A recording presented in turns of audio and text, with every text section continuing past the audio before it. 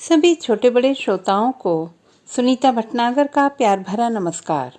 Audio stories के हमारे channel कहानी जगत में आप सभी का स्वागत है। हिंदी कहानियों की श्रृंखला में आइए आज सुनते हैं सपना मांगलिक जी द्वारा रचित कहानी फटी जीन्स। अरे रुक तो, ये क्या भेष बनाकर जा रहा है? हमारी नाक कटवाएगा क्या? ठहर बदमाश, तू ऐसे नहीं सुनेगा। आर्यन आगे आगे और देवी जी पीछे पीछे। चूहे बिल्ली के यह कारनामे हमारे घर के लिए नए नहीं है, बल्कि रोज किसी बात हो चुके हैं। अब तो जब तक यह माँ बेटे की चीख पुकार और नोक झोंक ना सुन लूं, लगता ही नहीं कि अपने घर आ चुका हूँ। किशोर होता बेटा आज़ादी चाहता है और माँ उसे अपने पल्लू से बांधे रखना चाहती है। कभी दोनों वकील बनकर क्रॉस एग्जामिनेशन करने लगते हैं और मुझे जज बनाकर दोनों ही मुझसे उम्मीद करते हैं कि मैं उनके ही हक में फैसला दूं। खैर, आज यह टॉम एंड जेरी एक जीन्स पर झगड़ रहे हैं जो देवी जी एक ब्रांडेड शोरूम से कल ही लेकर आई थी और जनाब आर्यन ने उसे बड़ी बेरहमी से जगह जगह से काट कर उसे नया लुक दे दिया और अपने उसी कारनामे को यानी उस फटी जीन्स को पहनकर कॉलोनी में अपने दोस्तों के बीच दिखाने जा रहे हैं। देवी जी महंगी जीन्स के चीथड़े उड़ने से इतनी परेशान नहीं है जितना कि सुपुत्र द्वारा सोसाइटी में इस चिथड़ा जीन्स की वजह से इज्जत के चीथड़े होने के डर से परेशान हैं। फटी जीन्स से मुझे अपने वह पुराने दिन याद आ गए जब पुरानी जीन्स और गिटार हैदर अली के इस गीत को आज भी जब कभी सुनता हूँ, जीन्स के साथ कॉलेज के दिनों की वह सुहानी यादें फिर से जी लेता हूँ। उस समय इंटर पास करके जीएलए यूनिवर्सिटी मथुरा में बीबीए में दाखिला लिया था। क्या क्या मस्तियां नहीं करते थे हम अपने दोस्तों के साथ। छुप छुप के लगाए गए वह कश और खांस खांस के दोहरा हुआ पेट।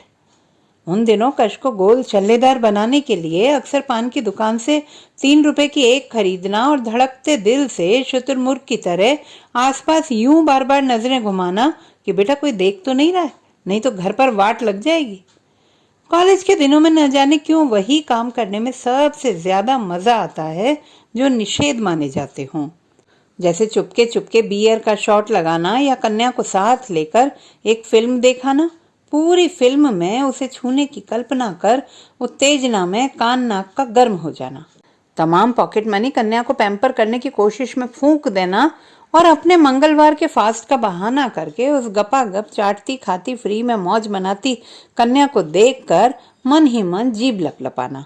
कन्या के साथ बिताए पलों को बढ़ा चढ़ाकर रहस्यमयी कहानी की तरह दोस्तों को सुनाना और दोस्तों का दिल थाम के हर एक मिनट में यह पूछना, फिर क्या हुआ बे?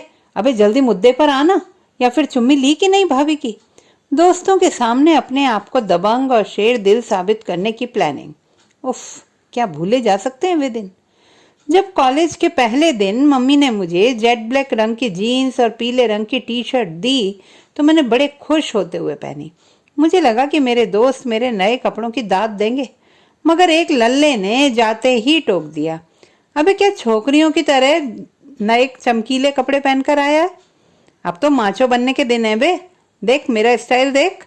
मैंने गौर से उस स्टाइल गुरु को देखा तो उधड़ी जीन्स और हल्की हल्की दाढ़ी और टांगों में गैप देकर खड़ा होने का अंदाज, मैं समझ गया कि अब मुझे भी अपना लुक चेंज करना होगा, नहीं तो भाई लोग लल्लू लाल कहकर कॉलेज में किरकिरी करेंगे।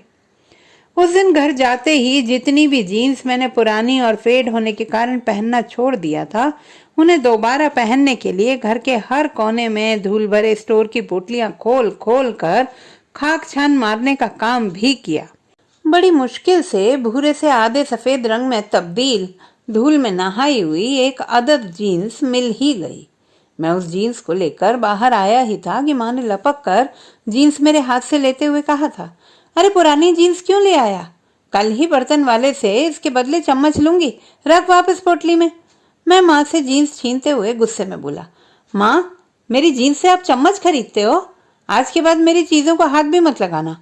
और बड़बड़ाते हुए जीन्स को अपने कमरे में ले गया। जीन्स को बड़े प्यार से झाड़ा, गीले कपड़े से दाग धब्बे पहुंचे। तभी दोस्त की कही बात थॉमसन के बल्ब की तरह मेरे दिमाग में जल उठी कि जीन्स में जब तक बदबू ना आने लगे उसे धोने की जरूरत नहीं पड़ती। कुछ लोग 15-20 बार पहनने के बाद भी उसे धोने से कतराते हैं। इसका मैलापन भी एक फैशन है। मैंने जीन्स सूंघ कर देखी, बदबू तो नहीं थी।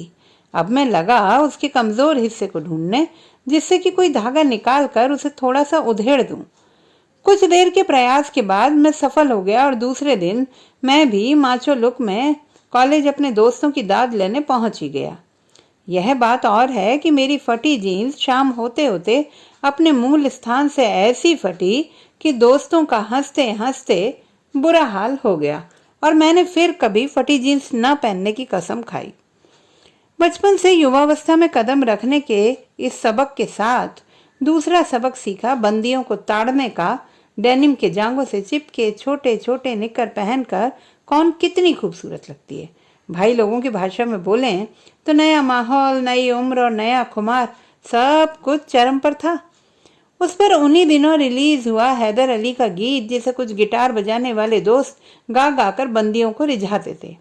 अपने पास गिटार का हुनर तो था नहीं, मगर बंदी पटाने का बड़ा मन था। अपन दिमाग के झुंझुने को हिलाकर इस दिशा में सफलता पाने की जुगाड़ तलाश रहे थे।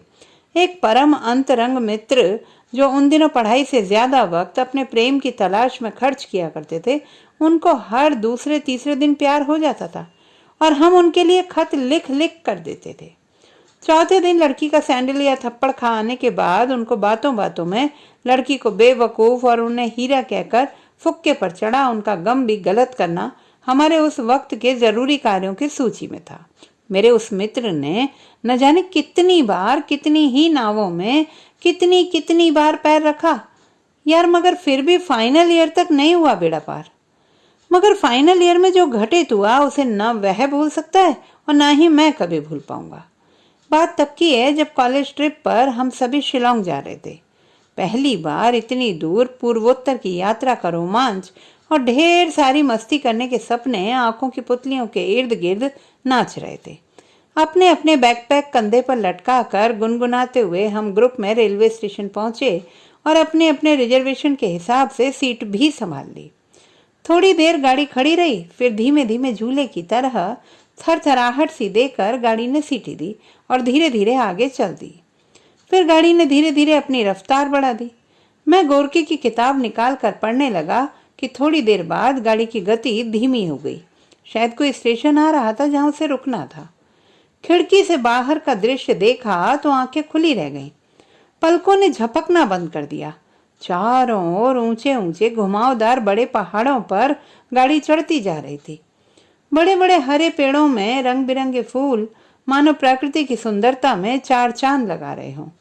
गाड़ी के चलने से जो हवा खिड़की से अंदर आ रही थी, उसमें ठंडी हवा के साथ साथ उन फूलों की भीनी भीनी सुगंध भी मौजूद थी। मौसम बहुत ही सुंदर और सुहावना लग रहा था।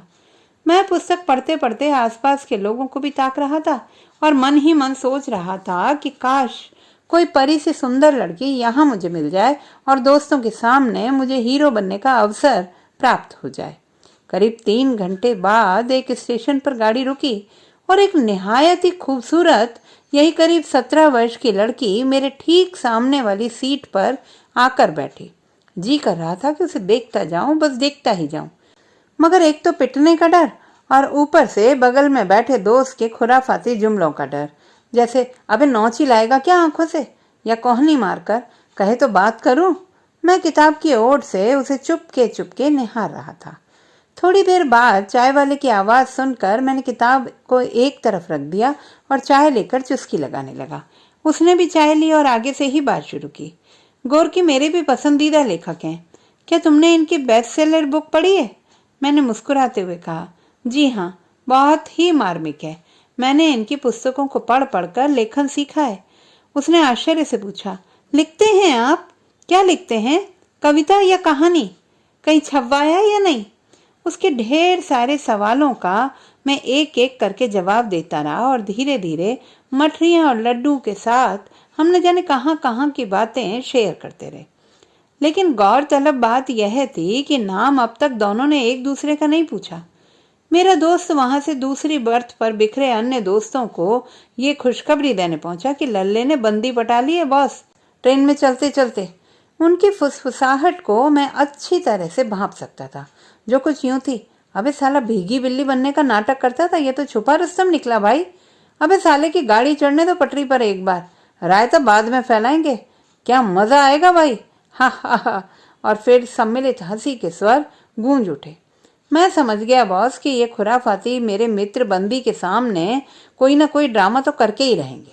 अंदर ही अंदर थोड़ा सिहर गया था यह सोचकर, मगर उम्र के उस खुशनुमा मोड़ पर बात करने को कोई एक हंसी साथ मिल जाए तो मन कुछ और कहाँ सोचता है। फिर तो हर शय में कमबख्त दिलवर को खूसता है।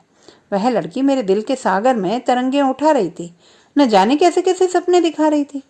कुछ देर खामोश रहने के उपरांत तो उसने ही चुप्पी तोड़ी। अपना लिखा कुछ सुनाइए ना। मैं इस आग्रह पर पहले थोड़ा सा शर्माया, फिर अपनी भावनाओं को अपनी इन लाइनों में परोस दिया। नहीं सीने में दिल मेरा, यह किसकी शरारत है, काम नहीं किसी और का, खुद दिल की खिलाफत है। वो एक के बाद एक शायरी की फरमाइश करती रही, मेरे हर शेर पर मुझे दाद देती रही।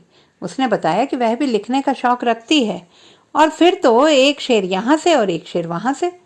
मुझे उसमें अब जन्मों का साथी नजर आने लगा था। मेरे पागल मन ने मुझे उसके साथ रख कर जाने कैसे कैसे सपने संजो लिए थे। हम लोग एक स्कूटर पर बैठे हैं जिसमें उसने मेरी कमर को कसकर पकड़ा है और अपनी ठोड़ी को मेरे कंधे पर टिका कर मुस्कुराती हुई रोमानी बातें कर रही है। एक 2 साल का गोरा चिट्टा बालक आगे खड़ा मुस्कुरा रहा है। मैं अपने भविष्य के इन्हीं सुनहरे सपनों में खोया ही था कि मेरा वह दोस्त, जिसके लफड़ों के लिए मैं रोमानी खत लिखा करता था, बंदियों से पिट जाने के बाद उसके दिल और घावों पर अपनी शायरी के मरहम लगाता था, मेरे पास आकर बोला, ले भाई सुहाना का फोन है। मैं अचकचाते हुए पूछ बैठा, कौन सुहाना? मैं किसी सुहाना को नहीं जानता। दोस्त मुझे झिड़कते हुए बोला, अबे शर्म कर ले, 4 साल से उससे इश्क लड़ा रहा है और कह रहा है कि कौन सुहाना। वह बेचारी भोली भाली लड़की कब से तेरा फोन ट्राई कर रही है, ले अब बात कर। मुझे मेरे सपने एक झटके में बिखरते नजर आए। सामने लड़की की तरफ तो निगाह उठाने की हिम्मत नहीं हो रही थी। बड़ी जोर का गुस्सा आ रहा था। मैंने दोस्त की कॉलर पकड़कर उसे बेहुदा मजाक न करने की हिदायत देनी चाहिए कि इतने में टीटी आ गया और गुर्राते हुए बोला, क्या हो रहा है ट्रेन में? मौके की नजाकत भांप कर मैंने अपने गुस्से को दबा उसको टिकट दिखाया और कनखियों से उस लड़की को देखने की कोशिश में लगा था। मगर यह मैंने क्या देखा? वह लड़की जिसकी आंखों में 2 मिनट पहले तक मेरे लिए प्रशंसा थी, अब मेरे लिए कुछ भी नहीं था। वह अब मेरी तरफ देख भी नहीं रही थी। उसके बाद मैं भी वापस खिड़की के बाहर कुदरत के नज़ारे ताकने लगा। पहाड़ी को देखा, पक्षियों को देखा। बहुत ही सुंदर जानवर और पक्षी थे। कुलांचे भरते हुए पहाड़ी हिरण सब देखे, मगर अब दिल को कुछ भी अच्छा नहीं लग रहा था। मैं बस उस लड़की को यह समझाना चाहता था कि मेरा दोस्त मजाक कर रहा है। मेरे जीवन में अब तक कोई लड़की नहीं आई है और मेरा दिल उसे ही अपने जीवन की पहली और आखिरी लड़की बनाने के ख्वाब देख रहा है। बहुत कुछ कहना चाहता था, मगर सब कुछ सीने के संदूक में दबा रह गया। बाहर नहीं आ सका क्योंकि बंद होठों के मजबूत ताले जो पड़े थे। वह लड़की भी बाहर देख रही थी। उसने मुझसे ली मेरी किताब भी बेरुखी से मेरी बर्थ पर पटक दी। रात्रि हो चुकी थी। मित्रों ने खाने के लिए बुलाया, मगर मुझे भूख नहीं थी। मैं रात्रि के स्याह अंधेरे में भी खिड़की के बाहर ही ताक रहा था और न जाने कब मेरी आंख लग गई, और जब खुली तो वह लड़की वहां नहीं थी। मुझे यह भी नहीं पता था कि वह कहाँ तक जाने वाली थी और उसका नाम क्या है। मेरे दोस्त ने मुझसे अपनी शरारत की माफी मांगी और मुझे आश्वासन दिया कि शिलोंग में और बंदियां पटाएंगे, मगर अब मुझे किसी और बंदी को पटाने की कोई ख्वाहिश नहीं थी। शिलोंग से लौटने पर वार्षिक परीक्षा देकर मैं कंपटीशन की तैयारी में लग गया और दोस्तों यारों से भी एक दूरी बन चुकी थी। सब अपने अपने कैरियर में व्यस्त थे। मेरी अच्छी खासी जॉब लग गई। मेरी जॉब के पहले दिन जब सबसे परिचय किया जा रहा था तो बॉस ने एक लड़की की तरफ इशारा किया, ये मिस जानवी, 4 महीने पहले ही इन्होंने ज्वाइन किया है। यह तुम्हें सबसे मिलवा भी देंगी और काम भी समझा देंगी। मैं जानवी को देखकर सकपका गया, क्योंकि यही मेरा पहला वह ट्रेन वाला प्यार था। शायद वह मुझे पहचान नहीं सकी, मगर मैंने मन ही मन ठान लिया कि इस बार मौका हाथ से नहीं जाने दूंगा। मैंने ट्रेन की कोई बात नहीं छेड़ी, क्योंकि उसे याद दिलाकर उसका वह खींच भरा चेहरा दोबारा मुझ में देखने की हिम्मत नहीं थी। मैं बस प्रेम की पींगें बढ़ाने का मौका तलाश रहा था। शाम को ऑफिस खत्म होने के बाद मैंने उससे घर ड्रॉप करने के लिए पूछा, मगर उसने यह कहते हुए मना कर दिया कि उसके मंगेतर उसे लेने आने वाला है। वो अगले 2 महीने के बाद उसकी शादी है। मेरे प्यार की गाड़ी एक बार फिर पटरी से लुढ़क गई। मेरी किस्मत कॉलेज की उसी फटी जीन्स की तरह ही निकली जिसे मैंने धूल धक्कड़ से निकाल कर बड़े ही जतन से पहना था, मगर वह एक ही बार में मूल स्थान से ऐसी फटी कि दोबारा कभी पहनने की हिम्मत ही नहीं जुटा पाया। तो दोस्तों, ये थी हमारी आज की कहानी। आपको कैसी लगी कमेंट बॉक्स में लिखना ना भूलें। चैनल को सब्सक्राइब करें, लाइक करें और मित्रों के साथ शेयर करें।